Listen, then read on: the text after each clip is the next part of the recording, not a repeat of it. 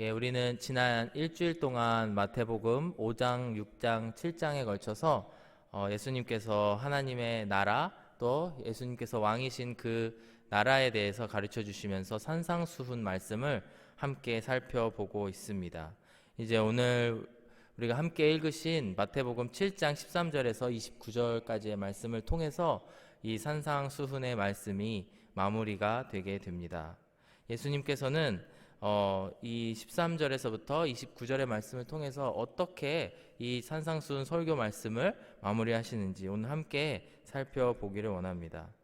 예수님께서는 이 마무리하는 이 과정에서 총 4번의 서로 다른 두 가지를 대조하시면서 같은 문이지만 또 다른 문이 있고 또 생명으로 가는 길이 있지만 멸망으로 가는 길이 있다, 이런 식으로 대조를 하고 계십니다. 방금 말씀드렸다시피 13절에서 14절까지는 두 문과 두 길에 대한 말씀이 나와 있습니다. 그 이후에 15절에서 20절까지는 이제 거짓 선지자를 삼가라, 조심하라 하고 말씀을 하시면서 두 나무에 대한 말씀을 하고 계십니다. 그래서 거짓 선지자인지 아닌지를 어떻게 아느냐? 열매를 잘 맺는, 아름다운 열매를 맺는 나무가 있는가 하면 그렇지 못한 나무로 우리가 판단할 수 있다, 이렇게 말씀을 하고 계시고, 또 21절에서 23절까지의 말씀을 통해서는 모두가 주여 주여 고백하는 공통점이 있지만 그 고백 안에도 두 가지의 다른 고백이 있어서 예수님께서 받으시는, 하나님께서 받으시는 고백이 있는가 하면 그렇지 못한 그 율법을 행하는 자들의 그런 고백들은 하나님께서 들으시지 않는 고백들이다 말씀을 하고 있습니다. 또 마지막 24절에서 27절 말씀도 잘 아실 텐데 두 건축자에 대한 이야기가 나옵니다. 한 건축자는 이제 그 집을 반석 위에 세우는 건축자가 있는가 하면 이제 모래 위에 집을 짓는 그런 건축자에 대해서 이렇게 대조적으로 참 저희들의 일상 용어들을 통해서 알기 쉽게 예수님께서 설명을 하고 계신 것입니다. 예수님께서는 왜 이런 대조하는 방식, 이 길이 아니고 이 길이다, 이 문이 아니고 이 문이다, 이런 식으로 대조를 사용하시면서 설명을 하고 계실까요? 그것은 바로 이 산상수훈의 전체의 그림으로 우리가 보았을 때에도 예수님께서는 대조를 통해서 이것이 아니고 이것이다 라는 말씀을 자주 사용하고 계십니다.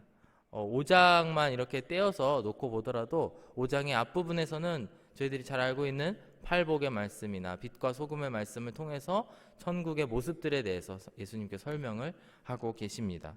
그 이후에는 이제 율법을 완성하러 왔노라로 시작되는 그 말씀 이후에는 그렇다면 천국에 합당하지 않는 삶, 천국에 합당하지 않는 모습은 어떤 모습인지에 대해서 말씀을 하시면서 이 세상과 천국의 다른 점들을 이렇게 대조를 하고 계십니다. 우리가 살펴보았듯이 외식하지 말 것을 또한 예수님께서는 강조하시고, 또 어제 살펴본 것과 같이 타인에 대해서 비판하지 말라라고 말씀하시면서 우리가 이웃사랑을 실천하는 것이 천국 백성의 삶임을 말씀하고 계십니다. 결론적으로 말씀드리면 예수님께서는 이렇게 마지막 4번의 대조를 통하여서 제자들을 포함한 모든 청중들에게 이제 도래할 예수님의 나라, 그 천국이 다가오고 있음을 말씀하시고 그 가운데 변화될 것을 촉구하고 계시는 것입니다. 그래서 예수님께서는 더 이상 너희들이 이 타락한 이 땅에서 살면서 죽음을 향해 가는, 심판을 향해 가는 그런 사람들로 살아갈 것이 아니고 예수님이 장차 다스리실 그 나라의 백성이 되어서 영원한 생명을 가지고 살아갈 것을, 그것을 향해 나아갈 것을 촉구하고 계십니다. 오늘 그 4번의 비유에 대한 말씀을 함께 살펴보시면서 그 가운데에 우리가 깨달아야 될 것이 무엇인지, 또 우리가 기준으로 삼고 있는 것, 우리의 삶의 지표로 삼고 있는 것이 잘못되진 않았는지 다시 한번 살펴보는 그런 시간이 되기를 간절히 바랍니다. 먼저 13절에서부터 14절을 함께 살펴보실 텐데 예수님께서는 문과 길에 대한 비유, 그것에 대해서 대조하는 말씀을 전하고 계십니다. 좁은 문으로 들어가라. 멸망으로 인도하는 문은 크고 그 길이 넓어 그리로 들어가는 자가 많고, 생명으로 인도하는 문은 좁고 길이 협착하여 찾는 자가 적음이라. 아멘. 잘 아시는 말씀이시라고 생각합니다. 예수님께서 말씀해 주셨다시피 세상에는 두 문이 있다. 우리가 살아가는 삶 가운데 우리가 선택을 할 수 있는데 그 가운데에서는 두 문이 있는데 하나는 좁은 문이요 다른 하나는 넓은 문이라 말씀하고 계십니다. 그리고 그 넓은 문의 경우에는 넓은 길과 이렇게 연결이 되어 있는데 그곳에는 들어가는 사람이 많고, 반대로 다른 문, 작은 문에는 그 작은 좁은 협착한 길과 연결이 되어 있는데 그곳은 들어갈 사람이 많지 않다라고 이렇게 비유를 하시면서 설명을 하고 계십니다. 그렇다면은 넓은 문은 무엇이고 좁은 문은 무엇일지 한번 묵상해 보았으면 좋겠습니다. 우리가 무엇이 넓은 문이고 무엇이 좁은 문이고 어떻게 알 수 있을까요? 우리가 성경 전체를 읽다 보면은 넓은 문으로 간 사람도 찾을 수 있고 좁은 문으로 간 사람들도 찾을 수가 있고, 그런 식으로 우리가 케이스 스터디를 하면서 이 말씀의 그 교훈에 대해서 묵상해 볼 수 있습니다. 하지만 동시에 우리가 앞서 살펴본 또 이 본문하고 연결되어 있는 그 산상수훈의 말씀을 되뇌어 보시면서 또 생각해 보실 때에 이 어떤 길로 가는 것이 좁은 문이고 어떤 길로 가는 것이 넓은 문으로 가는 길인지 우리가 묵상해 볼 수 있습니다. 그런 관점에서 보았을 때 넓은 길이란 어떤 길일까요? 본문에서도 나와 있듯이 많은 사람들이 가는 그런 길이 넓은 길이라고 할 수 있습니다. 하나님의 말씀과는 다소 상관없는 어쩌면 전통이나 율법을 행위적으로 행동했던 그런 사람들의 삶이 바로 넓은 길이라고, 넓은 문으로 가는 길이라고 할 수 있겠습니다. 즉 율법을 따라 사는 그 좁은 의미에서는 바리새인이나 서기관들이 살아왔던 그 삶은 어떤 삶이냐? 겉으로 드러난 행동만 잘하면 되는 그런 삶을 살았던 사람들, 그 사람들이 바로 넓은 문이고 어찌 보면 그 넓은 길로 가는 길이라 생각해 볼 수 있습니다. 이 사람들은 살인하지 말라 하면은 정말 문자 그대로 살인하지 않는 것에, 그렇지만 마음으로는 죄를 지었던 그런 사람들이었고요. 또 간음하지 말라 그러면은 그 간음하지 말라는 문자 그대로만 실천하는 것에만 이제 초점을 두고 살아갔던 사람들이라고 하는 것입니다. 예수님께서는 결국 그렇게 너희들이 율법의 행위나 혹은 전통에 매여서 살아가다 보면은 결국에는 멸망에 처하게 된다. 진정한 하나님의 나라를 깨닫지 못하고 하나님의 뜻대로 행하지 않는다면 결국에는 멸망의 길로 가게 될 것이다 라고 말씀을 하고 계시는 것입니다. 그렇다면 반면에 좁은 길, 좁은 문은 어떤 곳일까 생각해 보았으면 좋겠는데, 그것은 바로 왕이신 예수님께서 통치하시는 그 나라, 또 예수님 나라의 그 기준에 맞게 사는, 예수님과 함께하는 삶이라고 할 수가 있겠습니다. 요한복음 말씀을 보시면은 예수님께서는 스스로를 양의 문이다 이렇게 말씀하고 계십니다. 요한복음 10장 7절과 9절 10절 말씀을 함께 보실 텐데, 그러므로 예수께서 다시 이르시되 내가 진실로 진실로 너희에게 이르노니 나는 양의 문이라. 그러시면서 9절에 내가 문이니 누구든지 나로 말미암아 들어가면 구원을 받고 또 들어가며 나오며 꼴을 얻으리라. 도둑이 오는 것은 도둑질하고 죽이고 멸망시키려는 것뿐이요 내가 온 것은 양으로 생명을 얻게 하고 더 풍성히 얻게 하려는 것이다 말씀을 하고 계십니다. 양의 문이신 예수 그리스도를 통해서 우리가 들어가고 나가야지만이 꼴을 먹고 생명을 얻을 수 있다라고 하시는 것입니다. 동시에 다른 문, 예수님이 아닌 다른 문으로 들어가게 되면은 그 길은 도둑의 길이고 결국에 그곳에는 죽음만이 우리를 기다리고 또 우리가 망하게 될 것이다. 어찌 보면 우리가 두 번째 거짓 선지자를 삼가라 하시면서 열매의 얘기, 나무와 열매의 얘기를 하시는데 그 말씀과 밀접하게 연결이 되어 있어서 우리가 오직 예수님만을 통해서만 생명의 길로 갈 수 있고 예수님을 통해서만 아버지께로 나아갈 수 있다라고 하는 말씀을 하고 계십니다. 동시에 예수님께서는 스스로가 아버지께로 가는 유일한 길이심을 말씀을 하셨습니다. 요한복음 14장 6절 말씀에 내가 곧 길이요 진리요 생명이니 나로 말미암지 않고는 아버지께로 올 자가 없느니라. 잘 아시는 말씀이라고 생각합니다. 즉 예수님께서는 스스로를 양의 문이다 말씀하시고 또 아버지께로 가는 유일한 길이다라고 말씀하고 계십니다. 예수님께서는 여러 번 다른 비유들을 통해서 말씀을 하고 계시지만 오늘의 말씀을 통해서도 내가 문이고 내가 그 좁은 문이고 내가 그 아버지께로 가는 유일한 길이다 말씀하고 계시고요. 또 오직 예수님을 통해서만이 우리가 아름다운 열매를 맺을 수 있고 또한 반석 위에 집을 세우는 것과 같이 우리가 영원히 살아갈 수 있다라고 말씀을 하고 계십니다. 16세기에 유럽에 이제 종교 개혁을 일으킨 종교 개혁자로 알려진 마틴 루터는 이제 신성 로마 제국이라고 하는 당시에 그 거대한 제국 가운데에서도 독일에 있는 시골 마을의 한 수도승이었습니다. 당시에 중세 암흑기를 지나오면서 로마 카톨릭 교회는 많은 권력을 누리게 되고 그러면서 그 권력의 정점에 서게 되었습니다. 이제 교회가 세상을 통치하는 권력을 가지게 되고 그것이 이제 수십 년 수백 년 동안 이어지면서 교회는 아주 부패해질 대로 부패해진 그런 상황 가운데에 수도승으로 살아가고 있었습니다.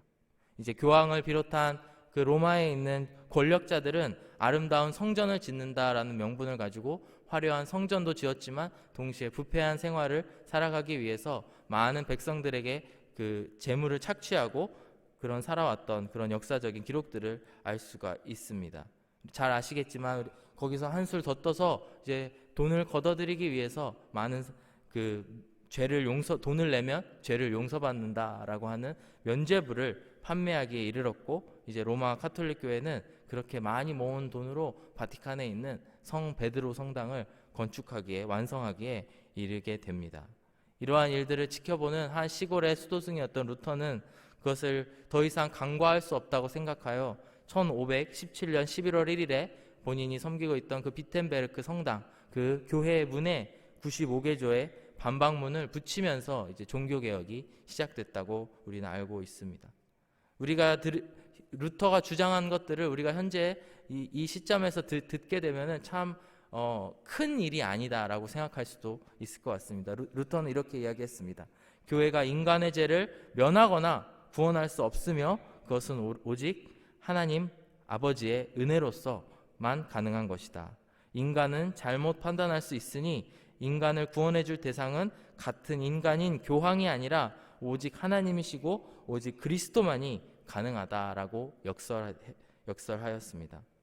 이러한 논쟁의 중심에 서게 되면서 이제 루터는 유명 인사가 되었지만 점점 그의 목숨은 위태로워지는 그런 상황에 놓이게 됩니다. 이제 거대한 권력에 대항을 하였기 때문에 그 권력의 이제 보호를 받지 못했다라고 하는 것입니다. 수도승으로 그 제국에 살아간다고 하는 것은 이제 로마 카톨릭 교회의 보호를 받고 있었던 것이고 그 수도승이나 그런 사람들 종교인들을 해칠 경우에 큰 불이익을 당하기 때문에 많은 보호를 받고 있었지만 그 로마 교회로부터 루터는 곧 파면을 당하게 되고 그러면서 그는 더 이상 보호를 받지 못했고 한 기록에 보면은 그를 살해하거나 상해하여도 어떤 처벌도 받지 않게 되었음을 나타낸다라고 이야기를 합니다.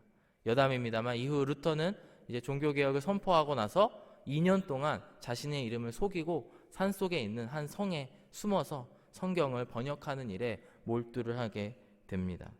참 저는 이 말씀을 묵상하면서 또 이 이야기에 대해서 생각이 나게 되었는데 참 아이러니한 상황이라고 저는 생각을 합니다. 너희들이 돈을 내면은 생명을 주겠다라고 하는 면죄부를 판매했던 사람이 그 면죄부에 대해서 부정하는 그런 한 작은 시골 마을의 수도승이 나타나자 그를 죽이겠다고 협박하고 그와 이렇게 맞섰던 점들을 보게 된다라는 것입니다.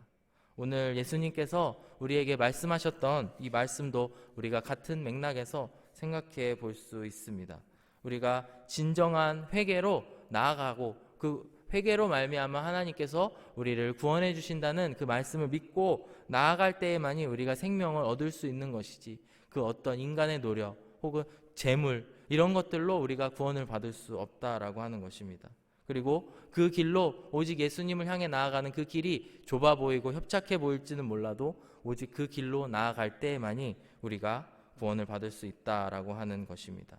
즉 루터가 주장했던 것과 같이 정말 루터가 그 하나님 앞에 서서 고민했던 것과 같이 우리가 그 좁은 문으로 들어가고 좁은 길로 들어가는 길이 때로는 우리의 목숨을 위협할 수도 있고 또 때로는 우리로 메저리티한 사람들, 대부분의 사람들과 반대되는 마이너리티한 그런 자리에 서게 될지는 몰라도 오직 그 끝에 하나님이 계시기 때문에 그 길로 조용히 나아갈 수 있게 된다라고 하는 것입니다. 사랑하는 여러분, 우리가 세상을 살아가면서 참으로 세상의 기준을 따라 또 그 삶의 기준을 따라 살아가지 않아야 될 때가, 또 그것의 기준에 휘둘리지 말고 살아야 될 때가 많이 있고, 그 가운데에 어려움이 많이 있으리라고 생각을 합니다. 우리가 오늘 예수님께서 가르쳐 주신 그 가르침을 따라 살아갈 때에 우리가 그 좁은 길로 나아가고, 또 우리가 회개함으로 모든 것을 내려놓고 오직 천국을 향해서 나아가고, 또 예수님을 향해서 나아가는 또 저와 여러분들이 되시기를 주의 이름으로 축복합니다. 우리가 예수님이라는 문으로 들어갈 때에만 그래야지만 우리가 생명의 길로 가게 된다라는 것입니다. 그래야지만 동시에 우리가 15절 이하의 말씀에서 살펴볼 수 있듯이 우리가 거짓 선지자를 피할 수 있는 것이고, 또 아름다운 열매를 맺을 수 있는 그런 일들이 일어난다고 하는 것입니다.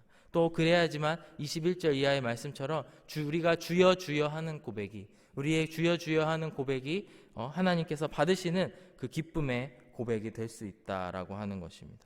또 그래야지만 우리가 살아가는 삶이, 우리가 이루어가는 것들이 마치 모래 위에 집을 세우는 것이 아니고 반석 위에 집을 세우는 것과 같은 일들이 일어날 수 있다라고 하는 것입니다. 사랑하는 여러분, 오늘 우리가 산상수훈의 이 말씀을 마무리하면서 모두가 다른 자리가 아니고 하나님 앞에 회개하는 자리가 되었으면 좋겠습니다. 그래서 우리가 주님, 저의 삶에 정말 이 군더더기와 같은 그런 것들이 있었다면 다 내려놓고 그 좁은 길로, 좁은 문으로 들어가기를 원합니다. 고백하시면서 주님 앞에 나아가시는 저와 여러분들이 되시기를 주의 이름으로 축복합니다. 함께 기도하겠습니다. 양의 문이 되시고 또 우리의 생명의 길이 되신 주님을 찬양합니다. 사랑하는 하나님 아버지, 우리를 구원하여 주시고 또 우리를 이 자리까지 이끌어 주심에 감사합니다. 우리로 하여금 아름다운 회개의 열매를 맺게 하여 주시고, 그로 말미암아 저 길 끝에 계신 주님을 향하여 나아갈 수 있는 모든 성도님들 한 분 한 분, 또 이 자리에 계신 저와 모든 분들 될 수 있게 하여 주시옵소서. 감사드리며 예수님의 이름으로 기도드렸습니다. 아멘.